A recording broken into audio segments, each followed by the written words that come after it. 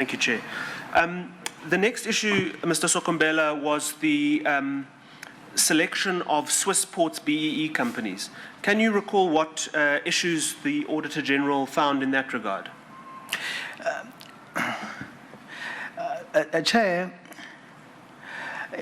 it's important to note that we did not see the requirement in the tender that of the true BEE. However, I think in 2016, in a memo that the then Chief Financial Officer of SAA to the board, it was noted then that the selection of the true BEE firm, it was not clear in terms of then how that selection process was done. And what is important then to note is that because I think the Swissport and SAA could not agree on how the true BEE firm should be appointed or selected, and then I think SAA then terminated the services. Sorry, terminated then the contract with Swissport. I think on the 16th of it said it terminated on the 16th of February 2016, wherein SAAs then provided them with a termination notice of 60 days. So that is one of the things then that we found. And also what we also found that in that memorandum is that it was recorded in the memorandum then that after then that termination, letter of termination was issued to Swissport, then the SAA and Swissport representatives held an off-record discussions, and an agreement was reached to enter into a five-year contract beginning 1st April 2016 until 31st March 2021. So I think those are the key issues, and also what we're concerned about is why were the discussions done off the record, and okay, we further requested them to say, okay, maybe somebody might have written notes in terms of what were the deliberations there, so that we can see in terms of how did they arrive at that decision. But I think management then said to us, if off-record discussions don't have notes, you know. So I think that was the issue on that selection of the true BEE firm. I think another issue, because what we did then, because JM Aviation was I think was then the true BEE firm that Swissport then utilized, and it was not clear in terms of how JM Aviation was appointed to be this true BEE firm. But we did just at a high level some background checks, you know, using the Companies and Intellectual Property Commission website, and we realized that there's common directors between Swissport SA as well as JM Aviation, and these common directors. Then that was a concern for us to say there's this true BEE firm that has been that now is gonna be a true BEE firm of Swissport, but it appears that there's a director. There's a director at Swissport that is also a director at JM Aviation. So that was a red flag for us to say this should have been a conflict of interest also. Why this thing was not you know, identified, or why this thing. So to us, how this thing it reflected. You'll remember, Chair, yesterday I said our responsibility as the auditors is not to audit to identify fraud, but where we identify potential areas, we highlight them to management. And this is one of the areas whereby we said this is an indicator, and then we said to management, please investigate this thing further in terms of what happened. Indeed, I was about to take you to precisely that. Can you turn to 1084? Sorry, you actually go back to 1083, and right at the bottom of the page it says recommendation, management should. Do you see that? Yes, Chair. And then Well, maybe you should identify the people who were directors in both. Yes. Yeah, will you just do that? Chair, the common director that we saw was one director by the name of Voisile Aaron Nzeku, who was a director for both Swissport as well as JM Aviation. And the status in the SIPS website was active. Yes, okay. Thank you. Thank you, Chair. Yeah. Mr. Sokumbela, at the bottom of 1083 it says management should, and it's under the heading of recommendation. Yes, Chair. If you go over the page, there's a series of recommendations. Improving controls, conducting contractual negotiations in a timely manner. The fourth bullet point, will you read that one? Reconsider the approach of the supplier development program and the 30% through BEE contract allocation, and ensure that principles of Section 217 of the Constitution and instructions of National Treasury and DTI are adhered to. And the following one? Consider undertaking an investigation into the selection process of JM Aviation as a true BEE supplier. And the last one? Consider and disclose irregular expenditure of 362 million arising from the above mentioned findings. Thank you. Now, you indicated that these off-the-record discussions could be an indicator of fraud. That, in fact, formed part of the auditor's conclusion. If I can take you to 1085, the heading there at the very bottom of the page is auditor's conclusion. And it says management's response is noted and additional engagements were held with management on the 12th of September 2017, and management agreed that there were numerous issues relating to the tender. And if you go over the page,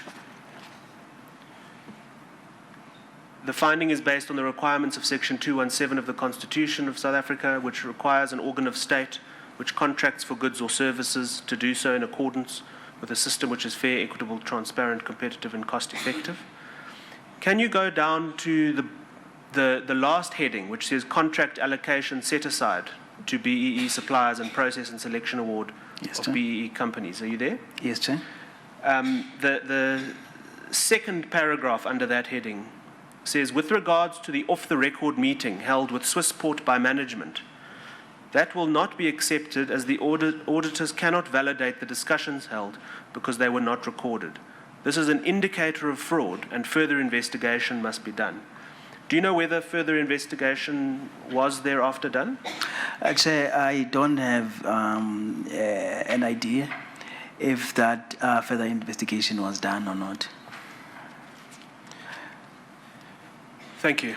The last transaction I'd like... Mr. Mbigiwa, Yes, you Chair. asked the witness to look at the recommendations where it says management should, but I see below that there is a response from management. Indeed, Chair. Was it oversight not to ask him to tell me what the response was? It was, Chair. I went straight to the auditor's conclusion, which incorporates what management's response was. But perhaps, Mr. Sokombela, you could tell us how management responded to the recommendations raised by the Auditor General. Chair, I think initially there was pushback from management regarding this finding. They didn't agree to the findings itself, and what is important was that management even distanced themselves from the appointment of the BEE firm, saying that is a matter that is between Swissport and JM Aviation. It has got nothing to do with them. Safe to say, the board of directors were the one that made a resolution in terms of how they need to how this contract ought to look like. And if you look at the evidence that I presented, Chair, there was that memo where the contract was terminated, and there was 60 days notice, and then there were off-record discussions, and then after the off-record discussions, all of a sudden, then JM Aviation is coming to the fore. So that was the issue. So we deliberated. Well, I'm surprised that's what they told you, because evidence has been given here that part of the board and part of management even took a trip to the U.S. So, yeah, okay. Yeah, Chair. Yeah,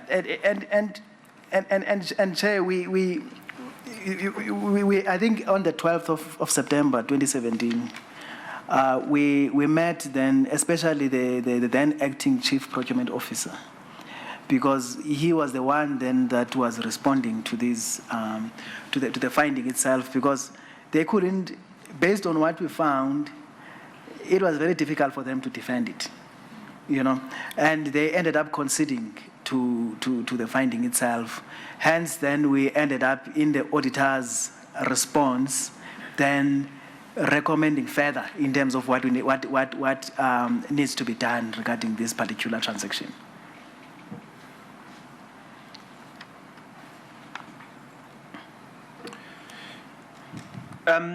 Mr. Sokombela, do you recall whether a contract involving the New Age media formed part of your sample? Chair, what I remember was that there was a contract that we selected relating to the company that owns New Age Media. It's called. I just forget the name. I can take you to the page. Yeah. It's one own. TNA Media. TNA Media. Absolutely, exactly. Chair. TNA Media. Yes, it's at 1091. Yes.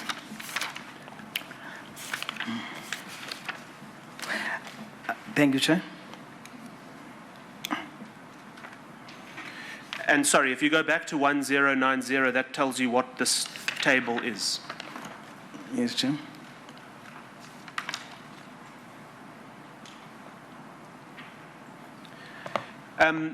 What was the issue identified in respect of the TNA Media contract? Chair, we didn't get the information for us to enable us to be able to audit this tender. It was one of the information that was a limitation of scope. And can I ask, that contract value is 1.3 million rand, which in the scheme of things is very small. Why would you have selected that contract as part of your sample? Chair, I think as part of the risk assessment process that we did at SAA, there's a lot of contracts that we've identified as risk contract due to a number of reasons. For an example, the TNA media contract was a subject of media reports. So in as much as the value is very low, however, the public interest as far as that contract was concerned was very high. That was the reason, and it's part of the specific selections that we selected specifically that one. And on the right-hand side, this is on page 1091, in the right-hand column where it lists the information not submitted, I understand that's what SAA failed to provide to you. Absolutely, Chair. And these documents... that seems a lot. I was going to say. It seems to be virtually every document that would have formed part of a procurement process. Absolutely, Chair. would it be standard practice for you to ask for every document that would form part of such a process to identify compliance with SCM policy? Absolutely, Chair, because we need to reperform the awarding. And that would include BEC and BAC minutes? Absolutely, Chair. Thank you. Mr. Sokombela, I'd like to now take you back to your affidavit. That's in DD 20A.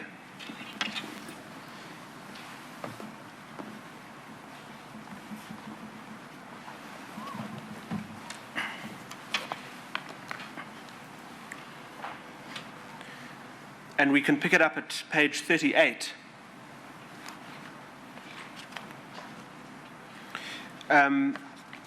Can you've now taken us through the issues, the kind of key concerns that you identified during the course of the audit. Can you take us through what, in the audit opinion, in your final audit report, what findings you made and the qualifications and restatements that you made? Thank you very much, Chair. Chair, it's important to note that we documented in the executive summary of the management report is an attachment to this affidavit as PS25, where we've documented our key insights into the audit report, especially the qualification areas or the modification areas. I think that is from page 10 to 12 of the executive summary. But the concerns that we had, Chair, was that one of the qualification areas was on property, aircraft, and equipment. It was modified as a result of a number of material findings that were raised in this line item in the annual financial statements. And if I can explain that, Chair, is that there's various findings there in that balance, in the balance sheet that we find. One of the issues that we had is that there's the existence. SAA buys a lot of components for the aircrafts. And these components, Chair, are very, very expensive. An engine can cost as much as 60 million to 90 million rands at times. And if I remember correctly, we couldn't verify existence of components of the craft, or we call them major spare parts. Or at the airline industry, they are called A-class rotables. To the value of over 2 billion rands, we couldn't verify existence to those aircraft, to those major spare parts. For us, that was a big concern, because also even that is a requirement for even for airworthiness of the aircraft, to ensure then that where those major spare parts are. For an example, if the spare part has been installed in an aircraft, you ought to have a source document that will tell the auditor to say, this part has been installed in A340, 600, for an example, or whatever aircraft it is. And they call those documents dirty fingers, because the technician that is the one then that is installing these particular parts needs to write in a job card in terms of what happened. And you'll find then that the job card itself then will have oil and stuff, and then they call it the dirty fingers. So that was the type of information that we couldn't get. At times, for example, they will send maybe a certain part for repairs, maybe somewhere in Europe or America. Then they couldn't. There should be source documents also that will tell us to say, no, this spare part has been dispatched to wherever location they need to send it, so that it can be verified that it was sent for repairs. So when it comes then for us testing whether then the assets exist, these major spare parts exist or not, we couldn't satisfy ourselves with that. Another challenge that we had on asset share was the challenge of... Sorry. Does that mean that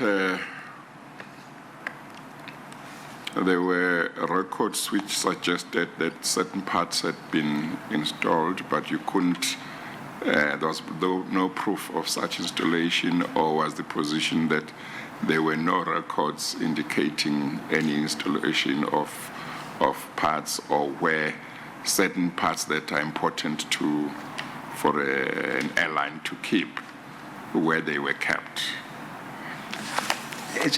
Chair, when we're doing the physical verification, the expectation, especially for the major spare parts, the expectation would whether maybe these major spare parts are in a warehouse or in a storeroom, or if they are not in a warehouse, they are either installed in an aircraft, or if they are not installed in an aircraft, then they've been sent somewhere for repairs.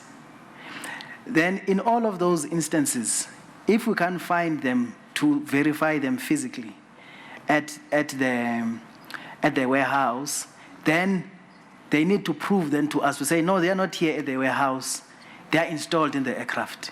If they are saying they are installed in the aircraft, then we need to see then documents that proves then that they were installed in the aircraft.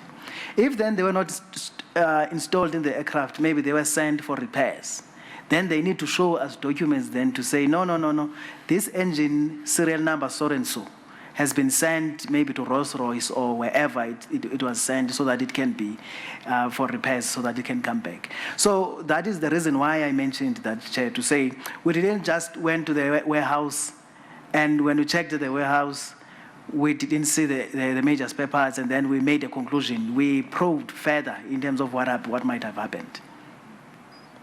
Thank you.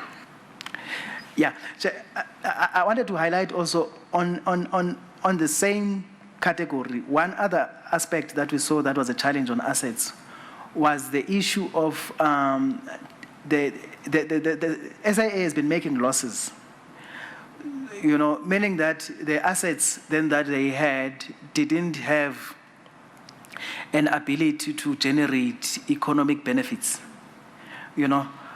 So then, to us, then that proved that is an indicator then that the assets might have been impaired. Then there's an accounting standard then that requires then the preparers then of financial statements to test whether the assets have been impaired or not.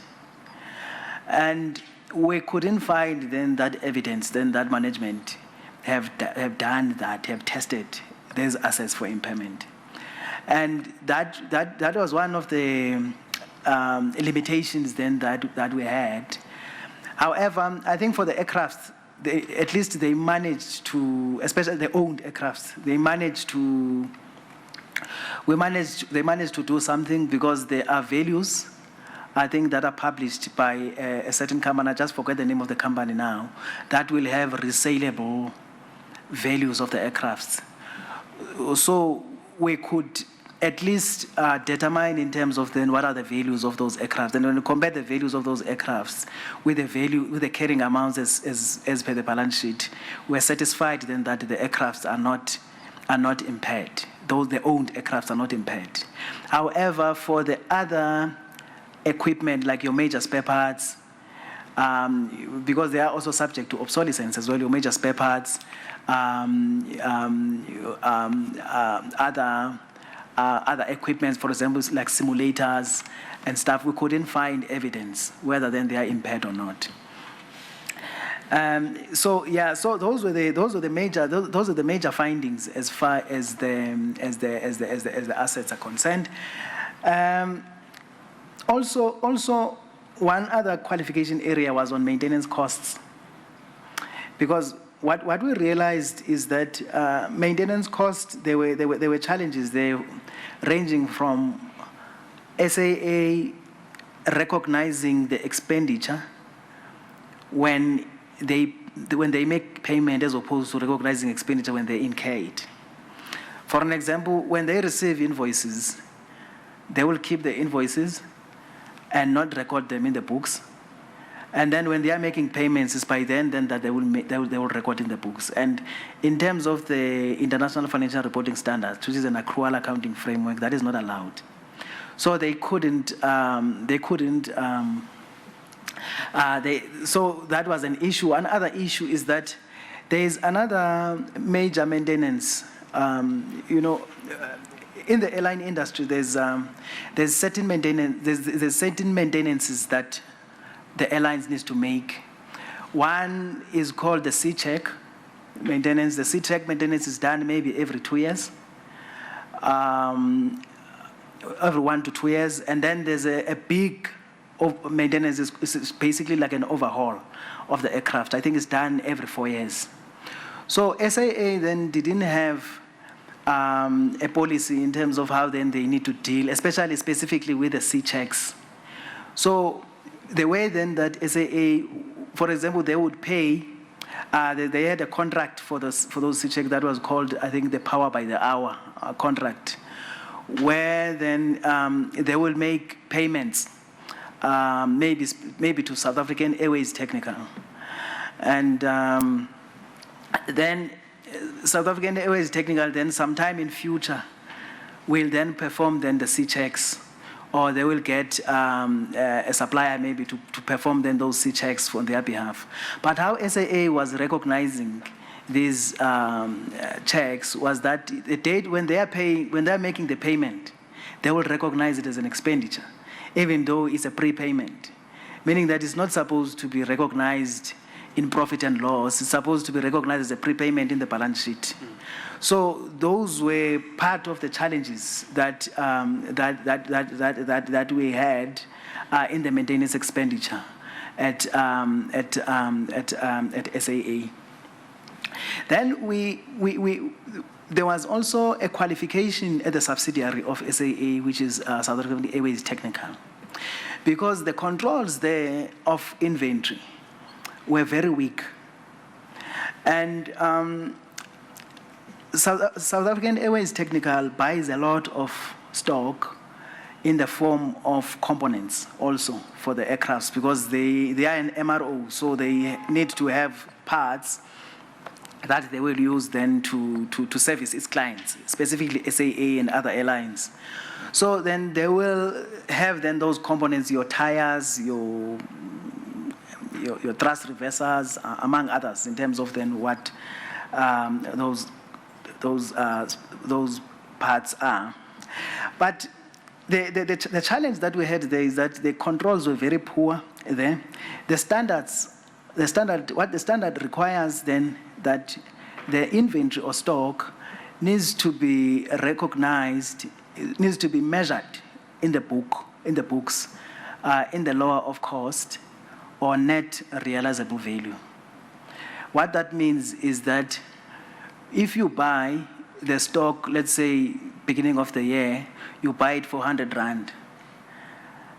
Maybe by 31st of December, the value in the market of that stock might have been obsolete because maybe the new product has came.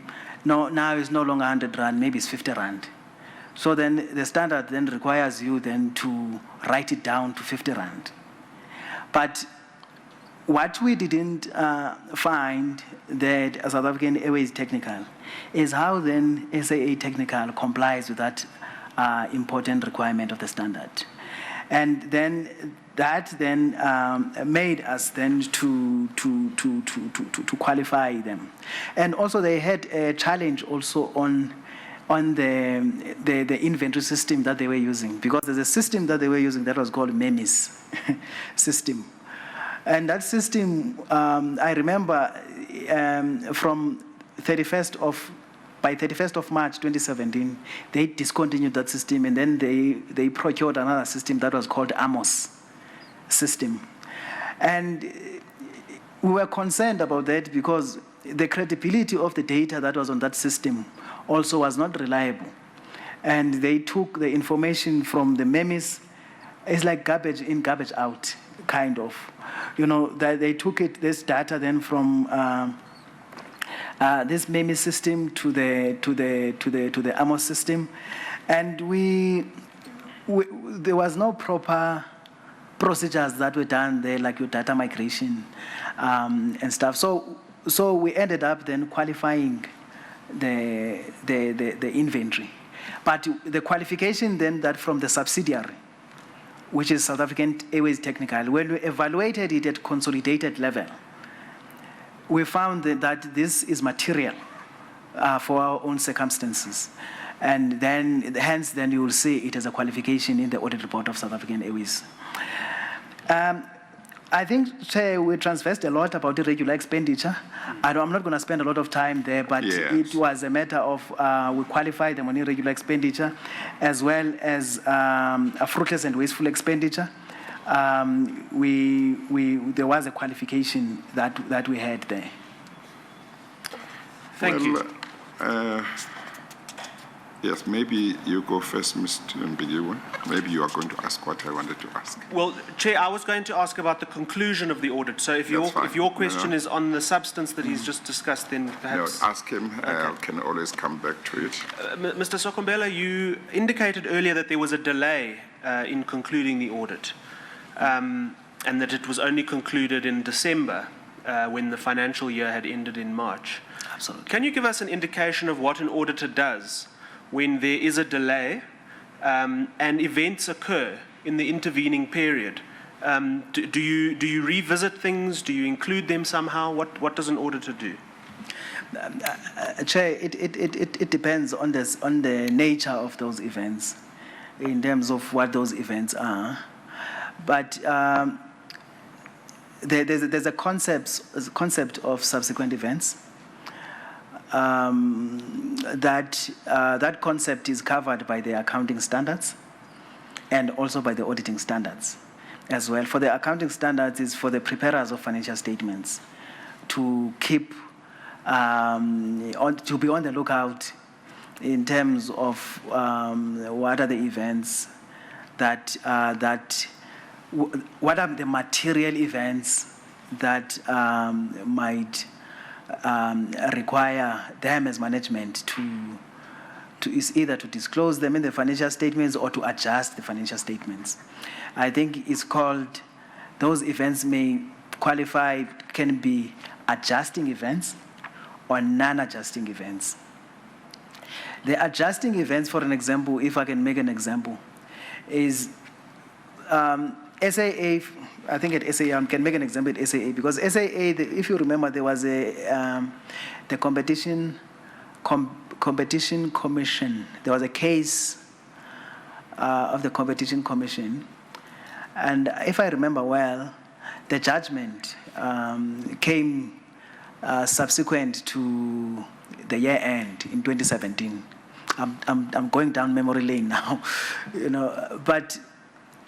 And it said SAA needs to pay, I think, British Airways or Comair, I think, an amount, I think that was approximately 1 billion or so. SAA had to go back and adjust the financial statements and reflect that liability. Even though I think they were reflecting it as a contingent liability before, meaning that it was not in the face of the financial statements. So they had to go back and adjust it, because it was an event that was, before year end, it was there, everybody knew about it. But then it was confirmed now after year end. So they had to go back and adjust it. But then there are other events, for an example, that may be non-adjusting events. Non-adjusting events are those events, for example, that there was no indication that they were going to occur before year end, but they occurred after year end. Then the requirement is still for them to disclose them in the financial statement, to say there's this material event that has happened, but we're not going to adjust our financial statements with it.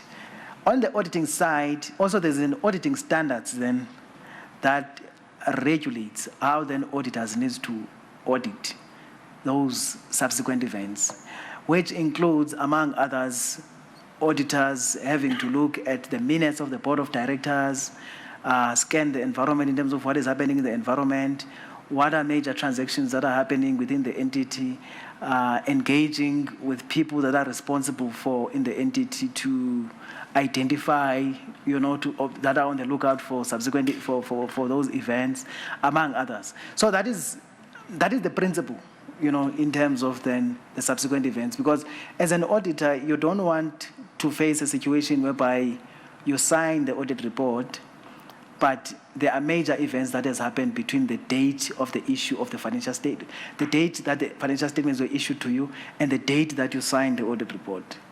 So that is, in principle, that is the concept. Thank you.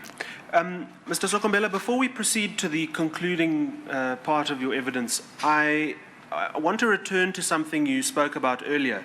You mentioned that you had had engagements with the previous auditors during the course of your audit, and that they had discussed their approach with you, in particular to compliance with legislation. Can you tell us about those engagements? Chair, we had various engagements with the previous auditors. And myself, I took it upon myself to ensure that I engage with them as much as I can, myself and my team. And especially on the findings that we're getting at SAA, and also the limitations that we found in the audit files, and to ensure then that at least we get an understanding of what the issues are. But what my team has realized while reviewing the audit file was that there was not much work that was done on the compliance and supply chain management area. And I think there was a meeting that we had, if I remember well, somewhere in September, where we met. September 2017. Yes, Chair. Somewhere in September 2017, where we met the previous auditors. And I think I wrote them an email in terms of those deliberations that we had. And also where, all agreed that the work that was done on supply chain management area was not adequate. Was this now the second area where they conceded that either they didn't do the work or the work they did was not adequate, or is it the same that we talked about before lunch, same area? It is the same area, Chair. Okay. It's the same area because I think to us, when we arrived at SA, we did a deep dive on supply chain management. But it was important to us because there's a disclosure in the financial statements of irregular expenditure. It's important then to us, before we go and select, let's say, big tenders at SAA, to understand whether maybe those big tenders whether they've been tested before or they were not tested before. So that's why then, when my team then looked in terms of then that work, it was not commensurate in terms of how we would test our work, and then we agreed then that ourselves then we will then not rely on that work that was done. Was it that bad? I don't want to say it was bad. Okay, all right. I don't want to say it was bad, but yeah. But you found that you could not safely rely on it. Absolutely, Chair. Yeah. Okay. Mr. Sokombela, who was at that meeting? I think Mr. Motibe and Miss Masasa, if I remember well, because I would need to go back to my notes. And also their teams also. I don't remember specifically the names, okay, in terms of then what their teams are. I think those were the people, I think, that were in that meeting. And we've met with them in various instances. Even before we signed the report, we requested to have an engagement with them. But unfortunately, I think Mr. Motibe had an engagement in Namibia in December. And we ended up meeting, I think, on the 15th of January, 2018. But in that meeting, we didn't talk about supply chain management because it was a matter that we discussed the previous year. But what we talked about in the meeting of the 15th of January 2018 were then the qualification areas, especially in the previous years, that have got an impact on the previous year's balances. So that was, I think that was the last meeting then that we had with Mr. Motibe as well as Ms. Masasa. And you mentioned that an email was sent after the 2017 meeting at which compliance with legislation was discussed. Yeah, there is an email. There's various correspondences that I sent to them, because what I normally do is that when I meet a person, then I write an email to say, this is what we discussed, just to confirm what we discussed. I say you do what attorneys do. Attorneys are well known for that. Absolutely. Thank you. Mr. Sokombela, I don't think you've included that correspondence with your affidavit here, and we'd certainly appreciate it if you could have a look for that and provide it to us. I'll certainly provide that. Thank you. Mr. Sokombela, the concluding aspect is the engagements that you had with SAA during the course of the audit. We touched on that in the context of irregular expenditure and fruitless and wasteful expenditure, and in the Swissport context. And I don't think it's necessary for you to go through all the correspondence. In general terms, can you tell us what the attitude was of SAA management during the course of the audit, and to your findings and qualifications that you would report to them? Chair, I must say we didn't experience pushbacks at SAA. And the reason why I'm saying that is because SAA... Except when you made findings, initially you said there was a pushback from management. Chair, I think not significant, to the extent that it's like a very hectic one. No, I would be lying if I would say that. And the reason for that, if you look at the balance sheet of SAA, is not a healthy balance sheet. The board and management, what they were busy with was to ensure then that they engage the lenders on a regular basis, with a view to ensure then that they negotiate is either extension of the loans or get maybe new funding. And in the ground then, things then suffered in the ground, in the sense that they didn't have an appreciation then of what is really happening in the ground. I think that takes us back to what I said earlier on, doesn't it? When I said, how can you hope to solve a problem if you don't want to see the full extent of the problem? Yes. So in the ground, matters were neglected. Yeah, that was our assessment, because now, because the chief financial officer, the CEO, the members of the board, it's a crisis mode every day. It's a crisis. These people are in a crisis mode every day. They are meeting the lenders, they are meeting other stakeholders. And in as much as SAA is an airline, it can work on autopilot. But it's got to be crisis mode all the time if you don't take time to go and see the full depth of the problem. Because if you take time to go and look at the full extent of the problem, then you'll be able to then say, what is the long-term solution, and deal with that. But if you don't do that, you just want to address what's on the surface, that's what's going to happen. Absolutely, Chair. And I must state that the instability as well played a very, very huge role, because if a new person comes and then goes, another person comes and then goes, then it becomes a vicious cycle, and then unconsciously then things then gets neglected, and things then they don't work. And that's why you will see in our insights that we've elevated the issue of instability, at SAA, especially at the board level as well as the executive management team, because you got to have certainty in terms of the people that are there so that they can have an appreciation of of things, you know. So my answer, Chair, to the engagements, we had engagements, very, very robust engagements with the audit committee, members of the audit committee.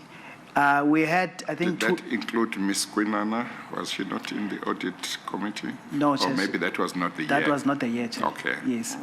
We had engagements with the audit committee, the chairperson of the audit committee, the executive management team, the then CFO, the then acting CEO, the new CEO, the new CEO at the time. I think Mr. Jachana joined, I think, 1st of November 2017. We engaged with him before we signed the report on a regular basis. We engaged with Ms. Mieni as well. I think we had some, I think about 2 formal engagements with her. And in all those engagements, there were no pushbacks. They were even also making commitments, but unfortunately, those commitments were not honored. You know, so I think that is what I think on our side as an audit office we were, you know, quite disappointed with. You know, because we did raise some issues. We thought then that some action, at least in the following year, you know, in as much as I was not involved in the following year, but my colleagues that got involved in the following year audit also, they told me that those commitments that were made were not honored. Well, what I wanted to ask you earlier on was, when I listened to what you found when you were auditing SAA, the challenges you found, difficulties in getting documents, and difficulties in being shown proof that certain parts of aircrafts existed or were there, and all of that. I get the impression that really SAA was in disarray. Is that a fair comment? It would be a fair comment, Chair, because I think things were not looking good at all. Yes, yes. Thank you. Mr. Sokombela, the management report that we were in earlier included a range of recommendations as to what management ought to do. Do you have a sense of the extent to which those recommendations were followed, complied with, actioned? Chair, as I said initially, after the audit report, after the signing of the audit report in 2017, I was not involved anymore, but I did seek inputs from my colleagues that were involved, where then they mentioned to me that the commitments that were made were not honored, you know, which is a disappointment, you know, where I'm sitting. Chair, that concludes my questions for Mr. Sokombela. Thank you very much, Mr. Sokombela, for coming to give your evidence. We appreciate it. Should we need you to come back, we'll ask you to come back, but thank you very much, and you are excused. Thank you very much, Chair. Thank you. Chair, I will hand over to Ms. Hofmeyer. Thank you. And I guess the first thing she will do is give me an assessment or estimate. Which will, in all likelihood, be entirely unreliable. Chair, we have discussed with our learned friends who represent Mr. Motibe. Our general sense is that I will not be able to make very much progress if we start this afternoon. There's a day's worth of evidence required in relation to Mr. Motibe, and I don't see great advantage in proceeding for the better half of an hour. So it was going to be our recommendation that we rather do adjourn now, we find another day, and we ensure that we can begin and complete the evidence in that day. Okay, no, I think that's fine. I think that's fine. You will look at another day soon. We will. We seem to have a few creeping witnesses who need to be allocated into the timetable. I mean that in no negative sense. I just mean that we've lost the time. Yes. But we will certainly come back to you with a proposal shortly. Yeah. If at all possible, if at all possible, the time lapse shouldn't be great. Yeah. Absolutely, Chair. Yeah. Okay, no, that's all right. Then we'll do that. So we'll adjourn now. There won't be a sitting on Monday, but on Tuesday we will have a sitting, and the rest of next week we adjourn. All rise.